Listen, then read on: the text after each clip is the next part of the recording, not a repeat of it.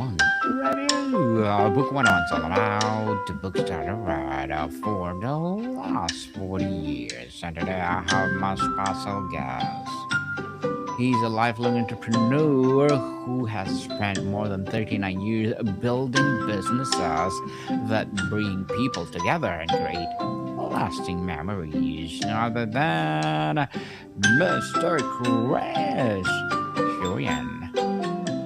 Thank you, Daniel. It's an honor to be here. I appreciate it.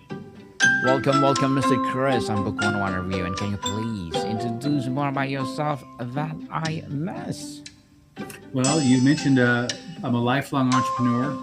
When I started my first business, it was about 39 years ago.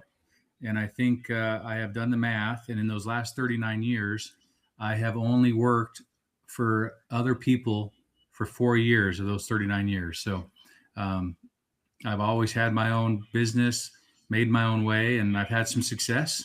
And I've had some difficulties along the way. I've learned a lot, to say the least. Yes, and thank you so much for sharing your knowledge and wisdom to the world, Mr. Chris. Thank you.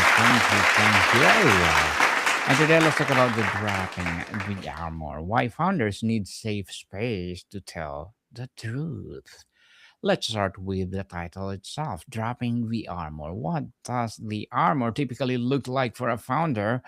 What are they most afraid will happen if they take it off? Well, as a business owner, you have all the answers. You're the one that everyone looks to for to give them direction. You're the one that they look to for encouragement and to motivate them to be on their way. And so when you're in that position as the leader, as the manager, as the founder, you have to maintain a strong forward appearance. And as much as we struggle as founders, I'm sure if there's entrepreneurs or other founders listening to this podcast, they can relate to the idea that sometimes it's hard. It's hard for us. We have bad days. We have challenges in our lives. Sometimes the business isn't going very well. Sometimes we're struggling financially. Sometimes we're struggling to keep up. So it's important that we keep up this armor, and it's hard to let it down. It's hard to talk about the challenges you're having. You certainly can't talk to your employees about problems in the business. They don't want to hear it. You can't talk to your friends because sometimes your friends don't understand what's happening. And then in some cases, if you have a wife at home or a husband or a partner, you don't want to go home and talk about the bad day. You don't want to talk about the issues you're having because you want to leave that at work. So I think as entrepreneurs and founders and business owners, we put ourselves in a corner and we build up this armor, so to speak, in front of us. And it gets really lonely sometimes because you just don't have anyone to talk to. So it's been a challenge over the last 39, 40 years for me that I've come across several times where I wish I had someone to talk to. I wish I had someone who understood where I was coming from. And I wish I had someone that can just listen and not judge. Yes, people, it's lonely on the top, but enjoying. So, what is the founder's experience of loneliness and the pressure of fake it till you make it? So, practically acute compared to other leadership roles. So I learned early, many years ago, that surrounding yourself with a group of like-minded individuals, other entrepreneurs, other founders who are maybe experiencing the same issues, that we would get together on a regular basis, and we could, we had this relationship. We were able to share some of the experiences that we were dealing with, and bounce ideas off each other, and talk about things that you couldn't talk to other people about. And so I've done that off and on over the years, and I've found great success, great support in doing that. And that's what I do now as a business. Part of what I do as a business coach is I put together peer groups just for entrepreneurs who are looking for that safe place to share some of the challenges they're going through.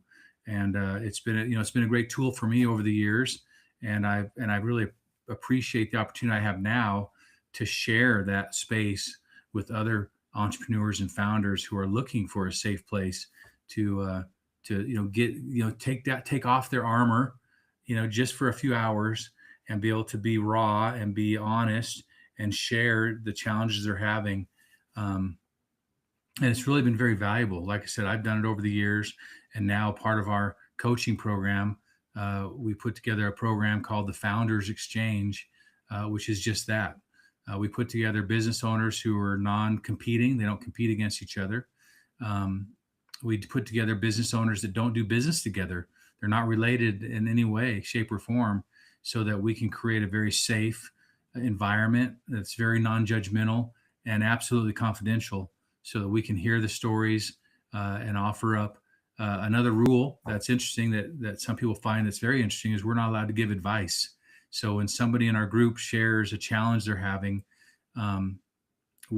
sometimes we're naturally, we want to jump in and give them advice because, as entrepreneurs, we're very smart and we know everything.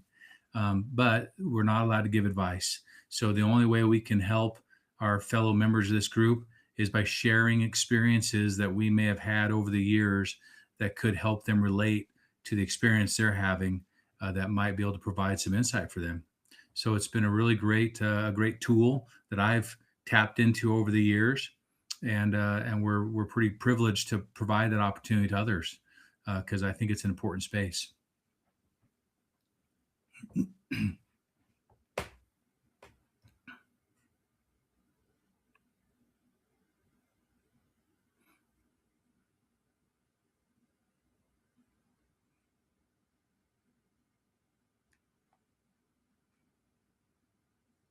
And So, Mr. Chris, beyond just venting, what is the tangible operational cost of business when its leader has nowhere to safely express doubt, fear, or uncertainty?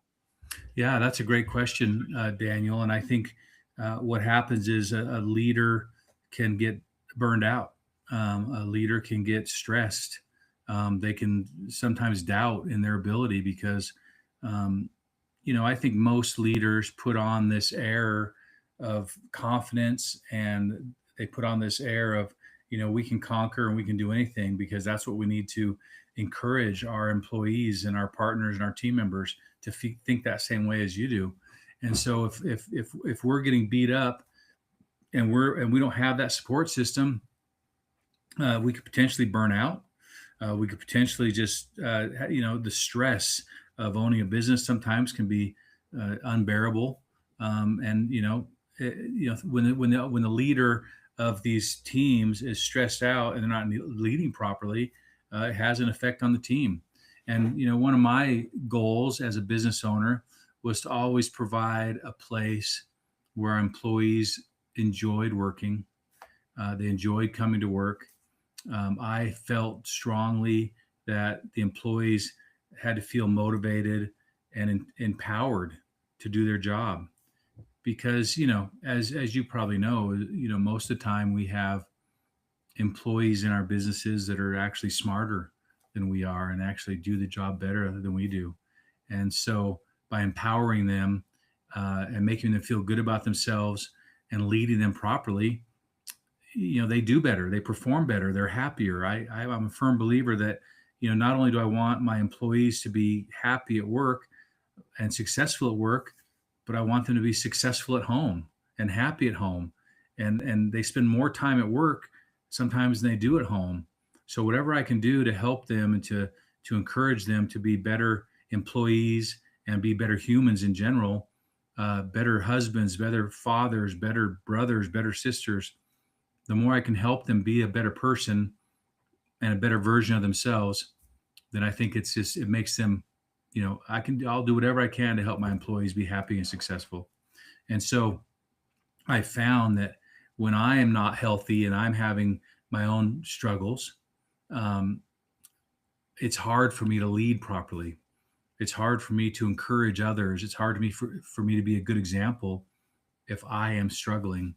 And so having the ability to go back and get some stress off my shoulders and get some guidance and get some direction that I may not be able to get from others, helps a lot. It helps alleviate my stress, helps me be a better boss, a better leader, a better manager, which in turn uh, has a very positive impact on the people that work in my organization.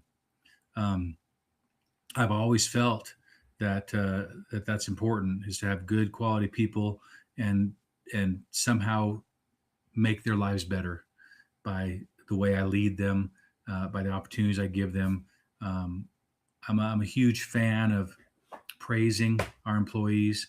I'm a huge fan of catching them doing things right. I think it's important that employees and team members get very specific praise. When you catch someone doing something right, you tell them, instead of just walking in and saying, "Hey, attaboy," you walk in and say, "Hey, that report you put on my desk yesterday was spot on, and it's going to help us improve our business." That's very specific, and it helps them feel like they're being successful. And I think a good leader does that. I've had good leaders over the years in my life. I've had mentors. I've had people I've looked up to, that uh, I try to imitate, because I think they did a great job, and they always made me feel like I could do anything. They always made me feel like I was the best at whatever it is I was doing, and they always encouraged me, and that made me feel good. So, if I feel good in the workplace, then I'm going to do better work. If I feel good at the workplace, I'm going to go home and feel good. I'm going to go home and work on my relationships and be a good father, be a good husband.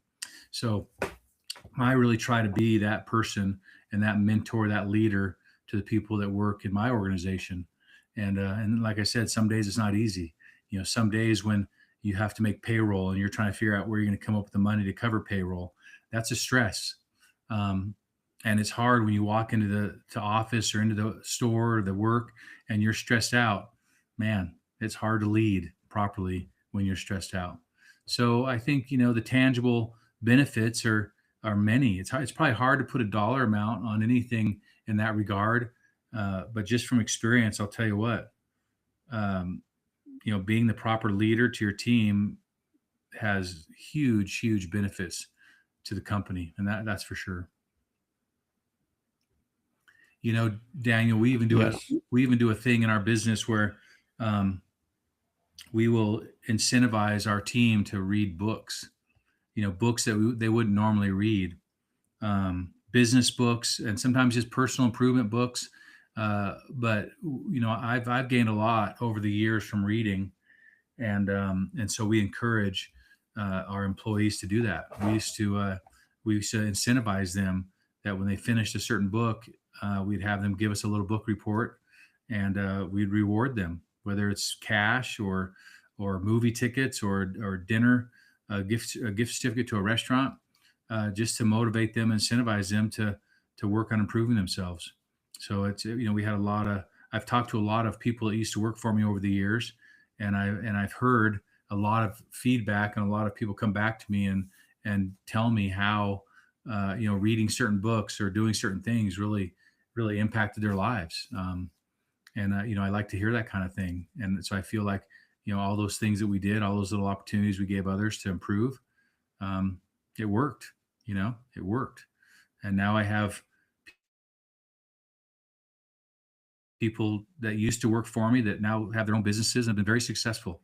I have people that work for me that are more successful than I ever was, that built bigger businesses and did better, and have sold their businesses and have retired. And it's really nice to hear when they tell you that part of their journey to being successful was due to something that I taught them, or due to a book that I encouraged them to read. That's pretty that's pretty encouraging. So I keep doing it. I'll keep doing it, and I think it's a great tool. A great tool indeed, and thank you so much for empowering business or entrepreneurs all over the world. And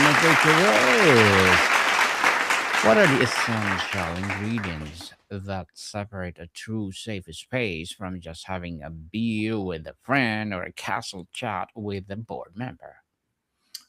That's a great question, Daniel. In fact, in our founders exchange group, there are several rules that are very important. One is, as I mentioned, you cannot give advice. The next is confidentiality. So you have to know that whatever you share in this room is not going to leave the room. Um, and that, you're not in the same room with competitors. You're not in the same room with business partners. You're not in the same room with employees or anyone that might have an ulterior motive to be in that room. And once you've created that safe space, then you're able to talk about things that you wouldn't be able to talk to somebody else about. Um, there's a scale. There's a scale of, if 100% of the stuff you want to talk about in your life, there's 95% of that is pretty easy to talk about. 95% of it you can pretty much talk to anyone about. But there's a 5% at the very end that is very deep, very personal, and very hard to talk about. So by creating that safe space, it allows us to talk about things that we would not normally talk to others, because sometimes people just don't understand unless you have a therapist or someone like that. But I feel like by setting those rules of no advice, no judgment, no super confidential, and no competition, it really makes it possible for you to dig deep and go deep and really get the heavy stuff off your chest.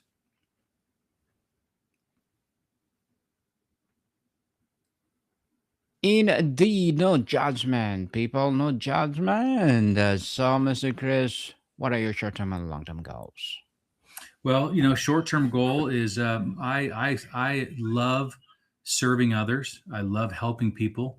So my current business model is completely directly wrapped around that. I have offered my services, offered my experience to other entrepreneurs, other founders in the area, so that I can help them be better. I can help them overcome some of their challenges. I can help them become better leaders, better people in general. And so currently, I'm building up that business through bootstraps and battle scars. I'm offering those coaching opportunities. I'm offering the Founders Exchange to other entrepreneurs. So once again, another tool for them to be successful and to help them become better leaders, better founders, better husbands, better fathers. And then I started my own podcast, Daniel. It's a little one. I'm just getting started with it, but the whole purpose of this podcast is to interview other entrepreneurs and hear their stories. And because I believe that a lot can be learned from listening to another entrepreneur's stories, and everyone has their own different story. And so on our podcast, which, like I said, we're just getting started, I'm just using that as a tool to help other entrepreneurs, hear and learn and take away some nuggets to help them be successful. So my current short-term goal is to build this up, to really focus on helping other people. So far, so good. We're making good progress on that. And then, long-term goal, I'm a very I'm a family man, Daniel. I enjoy being with my family. I enjoy being with my wife. I enjoy traveling. I enjoy spending time with the people that I enjoy spending time with. And so my long-term goal is to maintain that. And if I can do that while I'm serving people and helping others, then that for me is very important. It's a win for me, because as I mentioned, and I repeat myself once in a while, but I really do enjoy serving others. And now, I can share some of my expertise. I can share some of my history and my experiences with others, and that's my long term goal. So short term is doing what I'm doing, and long term goal is to keep doing that.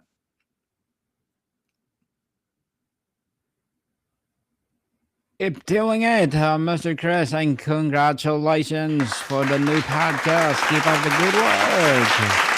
Keep up the good work, Mr. Chris, for empowering entrepreneurs all over the world. And good luck to your goals and looking forward for more success. And can you share the books that influence your journey, or book that influence your journey? Um, yeah. So the book I want to talk about, Daniel, is the very first business book I ever read. This was probably in the early 90s. You weren't born then, for sure not born. Um, but I read this book by Michael Gerber called The E Myth. Um, and that, like I said, first business book I ever read. And I'll have to say there are principles in that book that have served me well, that I still use to this day when I'm coaching or speaking in public or working with entrepreneurs. I refer to this book often. And now the E Myth was written in the late '80s, and then in the early '90s they did a revisited. They edited it a little bit, but I still have the original book from the '80s, and I prefer. In fact, I just picked it up about a week ago to read it again.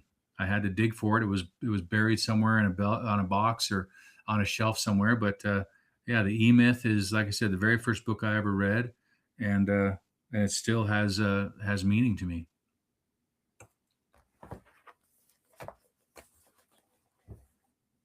Thank you for that recommended book. Mr. Chris, thank you. For a founder listening who thinks, I can't afford a coach or a mastermind, what is one accessible first step they can take today to find a silver of the safe space? You know, that's a good question.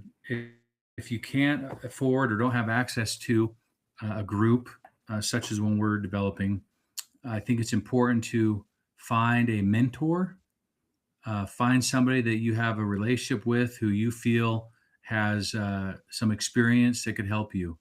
I have several mentors in my life. I actually have one, a friend of mine that I've known for 40 years, and he lives in a different state, and we have a phone call once a week.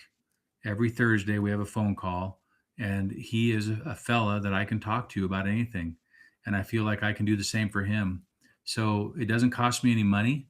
He's a friend, he's a mentor, he's somebody who I can talk to, and so if you're looking for somebody or some place that you can do and you can share these stresses you're having, go find a mentor. Um, and it might be somebody who is not even in the business world. Maybe it's just somebody that you really enjoy talking to, that you feel comfortable sharing with, and somebody you trust with the information you'll give them. But yeah, there's people like that. I think we all know people, and we all have people in our lives that we can have that relationship with, and you can even let them know. You can even share with them the game rules. You can even say, hey, I just need someone to talk to. I need someone to listen. I need someone to help me get stuff off my chest, and just let them know. And sometimes they might have some advice for you. Sometimes they might just have a good ear. But I think it's possible to find that person in your circle somewhere. And I'd have to say that most people are willing to mentor other entrepreneurs and other business owners. There's a lot of generous people out there who really want to serve as I do, and it's just a matter of finding those people. So I would say, look at your inner circle, look at the people around you, and approach somebody. It's okay to approach somebody and say, hey, I need a mentor. I need someone I can talk to. I've done it over the years, and it's been a great tool for me.